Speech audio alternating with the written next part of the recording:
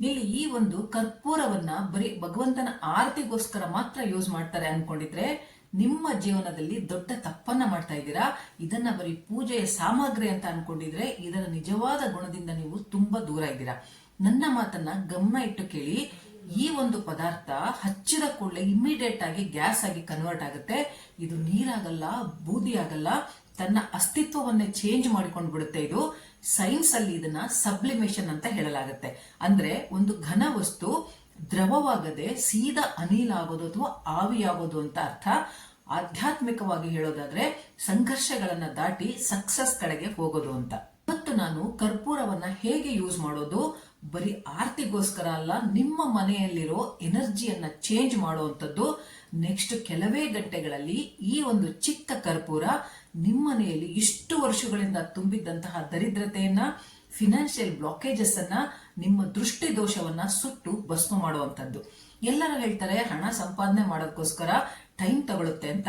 ಆದ್ರೆ ನಾನು ಹೇಳ್ತೀನಿ, ನಿಮ್ಮ ಮನೆಯಲ್ಲಿ ಎನರ್ಜಿ ಚೇಂಜ್ ಆದ್ರೆ ಈ ಕರ್ಪೂರ ಉರಿಯುವಷ್ಟು ಸಮಯ ಸಾಕು ನಿಮ್ಮ ಲೈಫ್ ಚೇಂಜ್ ಆಗೋದಕ್ಕೆ. ಹಾಗಾದ್ರೆ ನೀವು ರೆಡಿ ಇದ್ರೆ ನಿಮ್ಮ ಮನೆಯ ಗೋಡೆಗಳನ್ನ, ಬಾಗಿಲುಗಳನ್ನ, ತಿಜೋರಿಯನ್ನ, ಈ ಒಂದು ನಕಾರಾತ್ಮಕ ಶಕ್ತಿಯನ್ನ ದೂರ ಮಾಡೋದಕ್ಕೆ ಈ ವಿಡಿಯೋ ನಿಮಗೆ ಒಂದು ರಾಮಬಾಣ ಇದ್ದ ಹಾಗೆ. ಇವತ್ತು ನಿಮ್ಮ ಮನೆಯನ್ನ ರೀಸೆಟ್ ಮಾಡ್ಕೊಳ್ಳಿ. ಇದನ್ನ ಆಲ್ಮೋಸ್ಟ್ ಎಲ್ಲ ಶ್ರೀಮಂತರ ಮನೆಗಳಲ್ಲಿ ಮಾಡಲಾಗುತ್ತೆ, ಆದ್ರೆ ಅವರು ಯಾರಿಗೂ ಹೇಳ್ಕೊಳ್ಳೋದಿಲ್ಲ ಅಷ್ಟೇನೆ.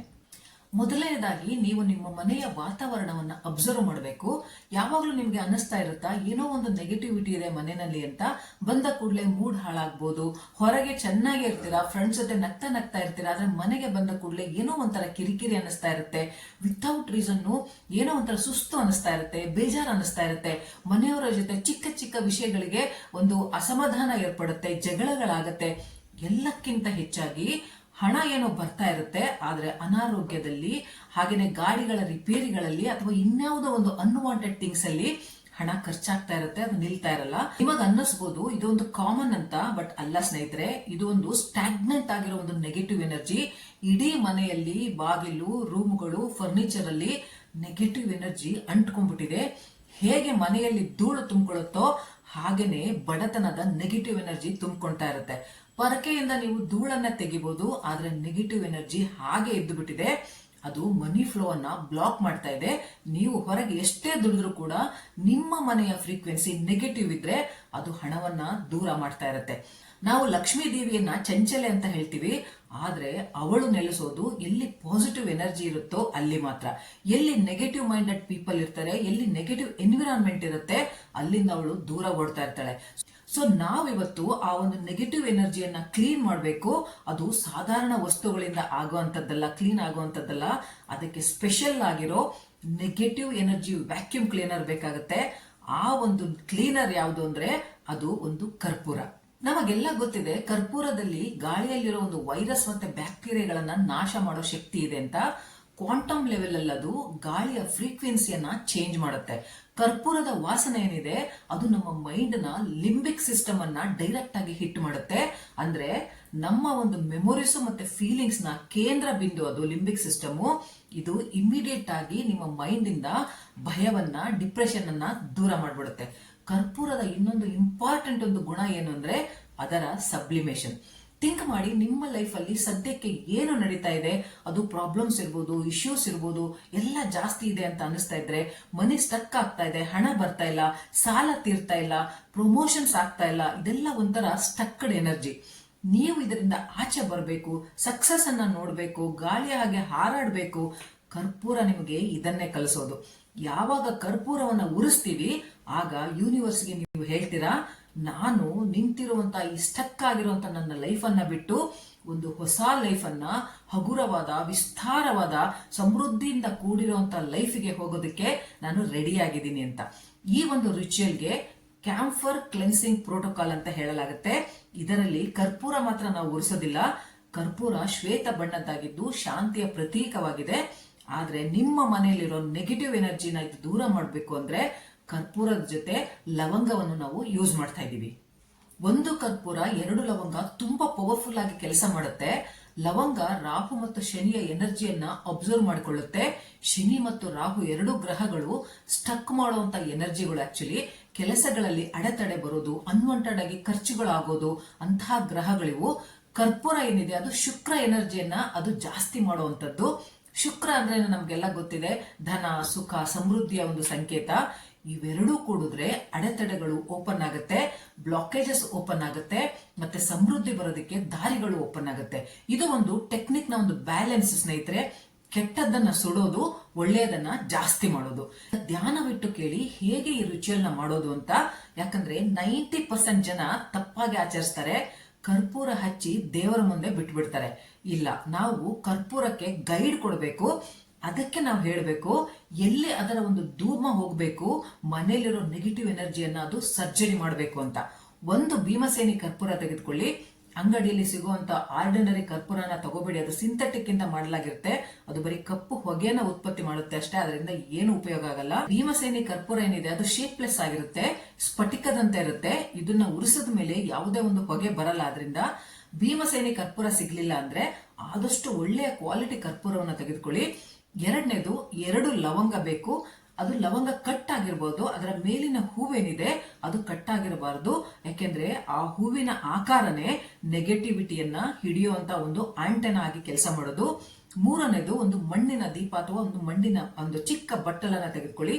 ಸ್ಟೀಲ್ ಅಥವಾ ಯಾವುದೇ ಲೋಹವನ್ನ ಯೂಸ್ ಮಾಡಬೇಡಿ, ಅದು ಎನರ್ಜಿಯನ್ನ ಇಂಟರ್ಫಿಯರ್ ಮಾಡುತ್ತೆ. ಮಣ್ಣಿಂದ ಬಟ್ಟಲು ತುಂಬಾ ಶ್ರೇಷ್ಠ. ಯಾಕಂದ್ರೆ ಇದು ಅರ್ತ್ ಎಲಿಮೆಂಟ್ ಆಗಿರೋದ್ರಿಂದ ಇದು ಅಗ್ನಿಯನ್ನ ಹಿಡಿದಿಟ್ಕೊಳ್ಳುತ್ತೆ. ಇದನ್ನ ಮಾಡುವ ಸಮಯ ಅಂದ್ರೆ ಈವ್ನಿಂಗ್ ಸಮಯ. ಯಾವಾಗ ಸೂರ್ಯಾಸ್ತವಾಗ ತಡಗುತ್ತೆ, ಯಾವಾಗ ರಾತ್ರಿ ಶುರು ಆಗುತ್ತೆ, ಆ ಸಮಯದಲ್ಲಿ ಇದನ್ನ ಮಾಡಬೇಕು. ಇದನ್ನ ಗೋಧೂಳಿ ಸಮಯ ಅಂತ ನಾವು ಹೇಳ್ತೀವಿ. ಶಾಸ್ತ್ರದ ಪ್ರಕಾರ ಈ ಸಮಯದಲ್ಲಿ ನೆಗೆಟಿವ್ ಎನರ್ಜಿ ಜಾಸ್ತಿ ಆಕ್ಟಿವ್ ಆಗಿರುತ್ತೆ. ಹಾಗೆ ಲಕ್ಷ್ಮಿ ಕೂಡ ಈ ಸಮಯದಲ್ಲಿ ಮನೆಯೊಳಗೆ ಬರೋದಕ್ಕೆ ಕಾಯ್ತಾ ಇರ್ತಾಳೆ. ನಾವೇನ್ ಮಾಡ್ತೀವಿ, ಆ ಟೈಮಲ್ಲಿ ನಾವು ನಿರ್ಧಾರ ಮಾಡ್ತೀವಿ ನಮ್ಮ ಮನೆಯೊಳಗೆ ದರಿದ್ರ ಲಕ್ಷ್ಮಿ ಬರ್ತಾಳೋ ಅಥವಾ ಅದೃಷ್ಟ ಲಕ್ಷ್ಮಿ ಬರ್ತಾಳೋ ಅನ್ನೋದನ್ನ. ಸಂಜೆ 6:30ರಿಂದ 7:30 ಸಮಯ ಇದೆಯಲ್ಲ, ಇದು ತುಂಬಾ ಪ್ರಶಸ್ತವಾದದ್ದು. ಇದು ಗೋಲ್ಡನ್ ಹವರ್ ಅಂತ ಹೇಳಲಾಗುತ್ತೆ. ನಿಮ್ಮ ಮನೆಯ ಮಧ್ಯದ ಭಾಗದಲ್ಲಿ ನೀವು ನಿಂತ್ಕೋಬೇಕು. ಇದನ್ನ ವಾಸ್ತುಶಾಸ್ತ್ರದಲ್ಲಿ ಬ್ರಹ್ಮಸ್ಥಾನ ಅಂತ ಕರೀತಾರೆ. ಮಧ್ಯದಲ್ಲಿ ಜಾಗ ಇಲ್ಲ ಅಂದ್ರೆ ಅಡುಗೆ ಮನೆಯಲ್ಲಿ ನಿಂತ್ಕೋಬಹುದು. ಇದನ್ನ ಮನೆಯ ಹೊಟ್ಟೆ ಅಂತೀವಿ. ಇದು ಎಲ್ಲಾ ಎನರ್ಜಿಯ ಒಂದು ಕೇಂದ್ರ ಬಿಂದು ಆಗಿರೋದ್ರಿಂದ ಈಗ ಮಣ್ಣಿನ ಹಣತೆಯಲ್ಲಿ 1 ಕರ್ಪೂರವನ್ನ 2 ಲವಂಗವನ್ನ ಇಟ್ಟು ಆ ಕರ್ಪೂರನ ನೀವು ಹಚ್ಚಬೇಕಾಗತ್ತೆ. ಅದು ಹಚ್ಚಿದ ಕೂಡಲೇ ನೀವು ಮನಸ್ಸಲ್ಲೇನೆ ಕಣ್ಣು ಮುಚ್ಚಿ ಸಂಕಲ್ಪ ಮಾಡ್ಕೋಬೇಕು. ಮನಸ್ಸಲ್ಲಿ ಹೇಳ್ಕೋಬೇಕು, ನಾನು ಈ ಅಗ್ನಿಯಲ್ಲಿ ನನ್ನ ಮನೆಯ ದರಿದ್ರತೆಯನ್ನ, ಕಾಯಿಲೆಗಳನ್ನ, ಜಗಳ, ಮನಸ್ತಾಪ, ಸಾಲ ಎಲ್ಲವನ್ನ ಭಸ್ಮ ಮಾಡ್ತಾ ಇದ್ದೀನಿ. ಹೇ ಅಗ್ನಿದೇವ, ನನ್ನ ಮನೆಯನ್ನ ಶುದ್ಧ ಮಾಡು. ಉರಿತಾ ಇರೋ ಹಣತೆಯನ್ನ ಒಂದು ಪ್ಲೇಟ್ ಅಲ್ಲಿ ಇಟ್ಕೊಳ್ಳಿ. ಯಾಕಂದ್ರೆ ಅದು ಕೈ ಸುಡಬಹುದು. ಇಡೀ ಮನೆಯಲ್ಲಿ ನೀವು ಓಡಾಡ್ಬೇಕಾಗತ್ತೆ. ತಿರುಗುವಾಗ ಕ್ಲಾಕ್ ವೈಸ್ ಅಲ್ಲಿ ತಿರ್ಕೋಬೇಕು. ನಿಮ್ಮ ಮನೆಯ ಮೇನ್ ಗೇಟ್ ಇಂದ ಅಂದ್ರೆ ಮೇನ್ ದ್ವಾರದಿಂದ ನೀವು ಸ್ಟಾರ್ಟ್ ಮಾಡಬೇಕು. ಎಲ್ಲಾ ರೂಮ್ಸು, ಎಲ್ಲಾ ಮೂಲೆಗಳಿಗೂ ಹೋಗ್ಬೇಕು. ಎಸ್ಪೆಷಲಿ ಎಲ್ಲಿ ಜಾಸ್ತಿ ಕತ್ತಲಿರುತ್ತೆ ಅಲ್ಲಿ ಖಂಡಿತ ಹೋಗಿ. ಅಂಡ್ ಹಾಗೇನೆ ಸ್ಟೋರ್ ರೂಮ್ಸ್ ಇರ್ಬೋದು ಅಥವಾ ಅನ್ವಾಂಟೆಡ್ ಒಂದು ವಸ್ತುಗಳನ್ನ ಇಟ್ಟಿರ್ತಿರಲ್ಲ, ಅಂತಹ ಜಾಗಕ್ಕೆ ನೀವು ಖಂಡಿತ ಹೋಗ್ಬೇಕು. ಯಾಕಂದ್ರೆ ಅಲ್ಲಿ ನೆಗೆಟಿವ್ ಎನರ್ಜಿ ಜಾಸ್ತಿ ಇರೋ ಚಾನ್ಸಸ್ ಇರುತ್ತೆ. ಮೂಲೆಗಳಲ್ಲಿ ಎನರ್ಜಿ ಸ್ಟಕ್ ಆಗಿರುತ್ತೆ. ಯಾವಾಗ ಉರಿತಾ ಇರೋ ಕರ್ಪೂರವನ್ನ ಅಲ್ಲಿಗೆ ತೆಗೆದುಕೊಂಡು ಹೋಗ್ತೀರಾ, ಆಗ ಆ ಒಂದು ಸ್ಟಕ್ ಆಗಿರೋ ಎನರ್ಜಿ ಏನಾಗುತ್ತೆ, ಅದು ಕರಗೋದಕ್ಕೆ ಸ್ಟಾರ್ಟ್ ಆಗುತ್ತೆ. ಮನೆಯಲ್ಲಿ ಓಡಾಡುವಾಗ ವಿಜುವಲೈಸ್ ಮಾಡಿ, ಇದು ಬರೀ ಧೂಪ ಅಲ್ಲ, ಇದೊಂದು ವೈಟ್ ಬ್ರೈಟ್ ಲೈಟ್. ಇದು ನನ್ನ ಮನೆಯಲ್ಲಿರೋ ಬ್ಲ್ಯಾಕ್ ಮತ್ತೆ ನೆಗೆಟಿವ್ ಎನರ್ಜಿಯನ್ನ ತೊಡೆದು ಹಾಕ್ತಾ ಇದೆ, ಆಚೆ ಕಳಿಸ್ತಾ ಇದೆ. ಯಾವಾಗ ಲವಂಗ ಉರಿಯುತ್ತೆ ಆಗ ಚಟಪಟ ಅಂತ ಸೌಂಡ್ ಬರುತ್ತಲ್ವಾ, ಅದನ್ನ ಕೇಳ್ತಾ ನೀವು ಇಮ್ಯಾಜಿನ್ ಮಾಡಬೇಕು, ನೆಗೆಟಿವ್ ಎನರ್ಜಿಯನ್ನ ಇದು ಬ್ರೇಕ್ ಮಾಡ್ತಾ ಇದೆ. ಆ ಸೌಂಡ್ ಇದು ಬ್ಲಾಕೇಜಸ್ ಅನ್ನ ಬ್ರೇಕ್ ಮಾಡ್ತಾ ಇರೋ ಸೌಂಡ್ ಅಂತ ನೀವು ಇಮ್ಯಾಜಿನ್ ಮಾಡಬೇಕು. ಎಷ್ಟು ಜಾಸ್ತಿ ಸೌಂಡ್ ನಿಮಗೆ ಕೇಳಿಸುತ್ತೋ ಅಷ್ಟು ಜಾಸ್ತಿ ನೆಗೆಟಿವ್ ಎನರ್ಜಿ ನಿಮ್ಮ ಮನೆಯಲ್ಲಿದೆ ಅಂತ ಅನ್ಕೊಳ್ಳಿ. ಈಗ ಅದೆಲ್ಲ ಹೊರಗಡೆ ಹೋಗ್ತಾ ಇದೆ. ಮನೆಯೆಲ್ಲ ಸುತ್ತಾಡಿದ ಮೇಲೆ ಮತ್ತೆ ಮೇನ್ ಗೇಟ್ ಹತ್ರ ಬರಬೇಕು.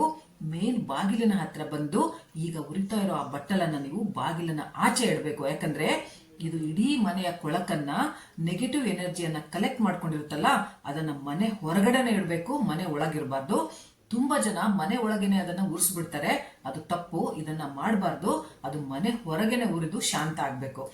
ಅದು ಪೂರ್ತಿ ಉರಿದು ಬೂದಿ ಆದ್ಮೇಲೆ ಅನ್ಕೊಳ್ಳಿ ಕೆಲಸ ಆಯ್ತು ಅಂತ. ಇದು ಬರೀ ಬೂದಿ ಅಲ್ಲ, ಉರಿದು ಹೋಗಿರುವಂತಹ ಬಡತನ, ನಿಮ್ಮ ಮನೆಯ ಎಲ್ಲ ನೆಗೆಟಿವ್ ಎನರ್ಜಿ ಏನಿದೆ ಅದು ಉರಿದು ಬೂದಿ ಆಗಿದೆ ಅಂತ. ಈಗ ಆ ಬೂದಿಯನ್ನ ಗಾಳಿಯಲ್ಲಿ ಬಿಟ್ಟು ಬಿಡಿ, ಇಲ್ಲ ನೀರಲ್ಲಿ ಹಾಕಿ, ಇಲ್ಲ ಒಂದು ಗಿಡದ ಕೆಳಗಡೆ, ಮನೆ ಆಚೆ ಇರೋ ಗಿಡದ ಕೆಳಗಡೆ ಹಾಕಿ ನೆನ್ಪಿಡ್ಕೊಳ್ಳಿ. ನಿಮ್ಮ ಮನೆಯ ಡಸ್ಟ್ಬಿನ್ ಅಥವಾ ನಿಮ್ಮ ತುಳಸಿ ಗಿಡಕ್ಕೆ ದಯವಿಟ್ಟು ಅದನ್ನ ಹಾಕ್ಲಿಕ್ಕೆ ಹೋಗ್ಬೇಡಿ. ಯಾಕಂದ್ರೆ ಅದು ನಿಮ್ಮ ಮನೆಯಿಂದ ಆಚೆ ಹೋಗ್ಬೇಕು, ಮನೆ ಒಳಗಡೆ ಮತ್ತೆ ಬರಬಾರ್ದು. ಈಗ 4 ಗಂಟೆ ಒಳಗಡೆ ನಿಮಗೆ ಏನಾದ್ರೂ ಒಂದು ಯೂನಿವರ್ಸ್ ಇಂದ ಸಿಗ್ನಲ್ ಬರ್ಬೋದು. 4 ಗಂಟೆನೆ ಯಾಕೆ ಅಂದ್ರೆ, ಯಾವುದೇ ವಾತಾವರಣದಲ್ಲಿ ಎನರ್ಜಿ ಸೆಟಲ್ ಆಗ್ಬೇಕು ಅಂದ್ರೆ ಅದಕ್ಕೆ 4 ಗಂಟೆ ಬೇಕು ಅಂತ ಸೈನ್ಸ್ ಹೇಳುತ್ತೆ. ನೀವು ಈ ರಿಚುವಲ್ ಮಾಡಿದಾಗ ಮನೆಯ ಅಟ್ಮಾಸ್ಫಿಯರ್ ಅಲ್ಲಿ ಒಂದು ಕಂಪನವನ್ನ, ಅಂದ್ರೆ ಒಂದು ಪಾಸಿಟಿವ್ ವೈಬ್ರೇಷನ್ ಸೃಷ್ಟಿ ಮಾಡಿರ್ತೀರಲ್ಲ, ಅದು ನಿಮಗೆ ಒಳ್ಳೇದಾಗ್ತಾ ಬರುತ್ತೆ. ಯಾವಾಗ ಕರ್ಪೂರವನ್ನ ಉರಿಸ್ತೀರಾ, ನೆಕ್ಸ್ಟ್ 4 ಅವರ್ಸ್ ಅಲ್ಲಿ ಮನೆಯಲ್ಲಿರೋ ಗೋಡೆಗಳಲ್ಲಿ, ಬಾಗಿಲುಗಳಲ್ಲಿ ಆ ಒಂದು ಪವಿತ್ರವಾದ ಎನರ್ಜಿ ಟಚ್ ಆಗೋದಕ್ಕೆ ಸ್ಟಾರ್ಟ್ ಆಗುತ್ತೆ. ಆಗ ಫೀಲ್ ಮಾಡ್ತೀರಾ ಮನೆಯ ವಾತಾವರಣ ಚೇಂಜ್ ಆಗ್ತಾ ಇದೆ ಅಂತ. ಆರಾಮಾಗಿ ಉಸಿರಾಡ್ತಾ ಇರ್ತೀರಾ. ನೆಗೆಟಿವ್ ಅನಿಸ್ತಾ ಇದ್ದ ಜಾಗ ಏನಿದೆ ಆ ಜಾಗ ಪಾಸಿಟಿವ್ ಆಗಿ ಕನ್ವರ್ಟ್ ಆಗುತ್ತೆ. ಮಕ್ಕಳು ಶಾಂತವಾಗಿರ್ತಾರೆ, ಜಗಳ ನಿಲ್ಲುತ್ತೆ. ಇದು ಇಮಿಡಿಯೇಟ್ ಶಿಫ್ಟ್ ಆಗುತ್ತೆ, ಇನ್ಸ್ಟಂಟ್ ಶಿಫ್ಟ್ ಆಗುತ್ತೆ ಸ್ನೇಹಿತರೆ. ಹಣದ ಎನರ್ಜಿ ಮತ್ತೆ ಫ್ಲೋ ಜಾಸ್ತಿ ಆಗಕ್ಕೆ ಸ್ಟಾರ್ಟ್ ಆಗುತ್ತೆ. ಯಾವಾಗ ಎಲ್ಲಾ ಬ್ಲಾಕೇಜಸ್ ಓಪನ್ ಆಗುತ್ತೋ ಆಗ ಹಣ ಬರೋದಕ್ಕೆ ಸ್ಟಾರ್ಟ್ ಆಗುತ್ತೆ. ಯಾವುದೋ ಪೇಮೆಂಟ್ ಬರಬಹುದು, ಪ್ರಮೋಷನ್ ಸಿಗ್ಬೋದು, ಹೈಕ್ ಆಗಿರ್ಬೋದು, ಕೊಟ್ಟಿರೋ ಸಾಲ ವಾಪಸ್ ಬರ್ಬೋದು, ಯಾವುದೋ ಒಂದು ರೂಪದಲ್ಲಿ ನಿಮಗೆ ಹಣ ಬರ್ಬೋದು. ಇದು ಒಂದು ಸಿಗ್ನಲ್ ಕೊಡುತ್ತೆ ಯೂನಿವರ್ಸ್, ನಿಮ್ಮ ಮನೆಯ ನೆಗೆಟಿವ್ ಎನರ್ಜಿ ಹೋಗಿದೆ ಅಂತ. ನಿಮಗೆ ಯಾವಾಗೆಲ್ಲ ಮನೆಯಲ್ಲಿ ನೆಗೆಟಿವಿಟಿ ಜಾಸ್ತಿ ಇದೆ ಅಂತ ಅನಿಸ್ತಾ ಇರುತ್ತೆ, ಜಗಳಗಳಾಗ್ತಾ ಇರುತ್ತೆ, ಹಣ ನಿಲ್ತಾ ಇರಲ್ಲ, ಕೊಟ್ಟಿರೋ ಸಾಲ ಬರ್ತಾ ಇರಲ್ಲ, ಅಥವಾ ನಿಮ್ಮ ಸಾಲ ತೀರ್ತಾ ಇರಲ್ಲ, ಅಂತಹ ಸಮಯದಲ್ಲಿ ನೀವು ಕಂಟಿನ್ಯೂಸ್ ಆಗಿ 7 ದಿನ ಇದನ್ನ ನೀವು ರಿಚುವಲ್ ನ ಮಾಡಿ ನೋಡಿ. ನಿಮ್ಮ ಮನೆಯಲ್ಲಿ ಡೀಪ್ ಕ್ಲೀನ್ ಆಗುತ್ತೆ, ಪಾಸಿಟಿವಿಟಿ ಜಾಸ್ತಿ ಆಗುತ್ತೆ. ಇಲ್ಲ ಮನೆಯಲ್ಲಿ ಎಲ್ಲ ಆರಾಮಾಗಿದೆ, ಏನು ಇಶ್ಯೂಸ್ ಇಲ್ಲ ಅಂದ್ರೆ, ಇನ್ನೂ ಸಮೃದ್ಧಿ ಜಾಸ್ತಿ ಬೇಕು ಅಂದ್ರೆ ವಾರಕ್ಕೊಮ್ಮೆ ಮಾಡಿ, ಅಥವಾ ಯಾವುದೋ ಹುಣ್ಣಿಮೆ ಅಥವಾ ಅಮಾವಾಸ್ಯೆಯಿಂದ ಮಾಡಿದ್ರೂ ನಡೆಯುತ್ತೆ. ತುಂಬಾ ಇಂಪಾರ್ಟೆಂಟ್ ಏನಂದ್ರೆ, ಇದನ್ನ ದೇವರ ಮೇಲೆ, ಬ್ರಹ್ಮಾಂಡದ ಮೇಲೆ ನಂಬಿಕೆ ಇಟ್ಟು ಮಾಡಬೇಕು. ಮನೆಯಲ್ಲಿ ಯಾರು ಇದನ್ನ ಹಾಸ್ಯ ಮಾಡಬಾರ್ದು, ಡೌಟ್ ಇಟ್ಕೋಬಾರ್ದು. ಇದೆಲ್ಲ ಆದ್ರೆ ಜಾಸ್ತಿ ನೆಗೆಟಿವಿಟಿ ಇನ್ನೂ ಜಾಸ್ತಿ ಆಗುತ್ತೆ, ಹೊರಗೆ ಹೋಗೋದಿಲ್ಲ, ಇನ್ನು ಜಾಸ್ತಿ ಒಳಗಡೆ ಬರುತ್ತೆ. ಹಾಗೇನೆ ಹೊರಗಿನವರಿಗೆ ಇದನ್ನ ನೀವು ಏನು ಮಾಡ್ತಾ ಇದೀರಿ ಅಂತ ಹೇಳೋದಕ್ಕೆ ಹೋಗ್ಬೇಡಿ. ಯಾಕಂದ್ರೆ ಹೊರಗಿನವರೇ ಜಾಸ್ತಿ ನಿಮ್ಮ ಮೇಲೆ ನೆಗೆಟಿವ್ ಎನರ್ಜಿಯನ್ನು ಕೊಡೋದು. ನಾವು ನಮ್ಮ ರಹಸ್ಯಗಳನ್ನು ಹೇಳಿದ್ರೆ ದೃಷ್ಟಿ ಆಗೋದು ಅಲ್ಲೇನೆ, ಅವರಿಂದಾನೇ ದೃಷ್ಟಿ ಆಗೋದು. ಸೊ ಇದನ್ನ ಯಾರ ಹತ್ರನೂ ಡಿಸ್ಕಸ್ ಮಾಡೋದಕ್ಕೆ ಹೋಗ್ಬೇಡಿ. ನಿಮ್ಮ ಖುಷಿಯನ್ನ ಡಂಗೂರ ಹೊಡಿಬೇಕು ಅಂತ ಏನಿಲ್ಲ ಸ್ನೇಹಿತರೆ. ಯಾಕಂದ್ರೆ ನೀವು ನಿಮ್ಮ ಖುಷಿಯನ್ನ 10 ಜನ ಕೇಳಿದ್ರೆ ಅದ್ರಲ್ಲಿ ಒಬ್ರು ಸಂತೋಷ ಪಡ್ಬೋದು, ಇನ್ನ 9 ಜನ ಅದನ್ನ ಜೆಲಸ್ ಪಡ್ಕೊಳ್ತಾರೆ. ಹಾಗಾಗಿ ಆ ದೃಷ್ಟಿ ಆಗ್ಬಿಡುತ್ತೆ ಮನೆಗೆ ಮತ್ತೆ ನಿಮಗೆ. ಆದ್ರಿಂದ ಇದನ್ನ ಯಾರ ಹತ್ರನು ಹೇಳೋದಕ್ಕೆ ಹೋಗ್ಬೇಡಿ. ಅಂಡ್ ಇನ್ನೊಂದು ಲಾಸ್ಟ್ ಸ್ಟೆಪ್ ಏನು ಅಂದ್ರೆ, ಒಂದು ಈ ಕರ್ಪೂರ ಮತ್ತೆ ಲವಂಗದ ಜೊತೆ ಒಂದು ಪುಲಾವ್ ಎಲೆಯನ್ನ ನೀವು ಯೂಸ್ ಮಾಡ್ಕೋಬಹುದು. ಯಾಕೆಂದ್ರೆ ತೇಜ್ ಪತ್ತ ಅಂತ ಹೇಳ್ತೀವಲ್ಲ, ಇದನ್ನ ಮನಿ ಅಟ್ರಾಕ್ಷನ್ ಅಂತ ಹೇಳ್ತಾರೆ. ಇದು ಮನಿ ಅಟ್ರಾಕ್ಷನ್ ಮಾಡೋದಕ್ಕೆ ತುಂಬಾ ಒಳ್ಳೇದು. ತೇಜ್ ಪತ್ತ ಅಥವಾ ಪುಲಾವ್ ಎಲೆಯನ್ನ ವಿಶ್ ಫುಲ್ಫಿಲ್ಮೆಂಟ್ ಅಂತಾನು ನಾವು ಹೇಳ್ತೀವಿ. ಸೊ ಕರ್ಪೂರ ನೆಗೆಟಿವ್ ಎನರ್ಜಿಯನ್ನ ತೆಗೆಯುತ್ತೆ, ಲವಂಗ ಕೆಟ್ಟ ದೃಷ್ಟಿಯನ್ನ ತೆಗೆಯುತ್ತೆ, ಪುಲಾವ್ ಎಲೆ ಇದೆಯಲ್ಲ ಅದು ಇಚ್ಛೆಯನ್ನ ಪೂರ್ತಿಗೊಳಿಸುತ್ತೆ. ಇದೊಂದು ಟ್ರಿನಿಟಿ ಆಗಿ ಕೆಲಸ ಮಾಡುತ್ತೆ. ಸ್ನೇಹಿತರೆ, ನಮ್ಮ ಮನೆ ಒಂದು ಮಂದಿರ ಇದ್ದ ಹಾಗೆ. ನಾವು ಊರಲ್ಲಿರೋ ದೇವಸ್ಥಾನಗಳೆಲ್ಲ ಹೋಗಿ ಕೈ ಮುಗಿದು ಬೇಡ್ಕೊಂಡು ಬರ್ತೀವಿ.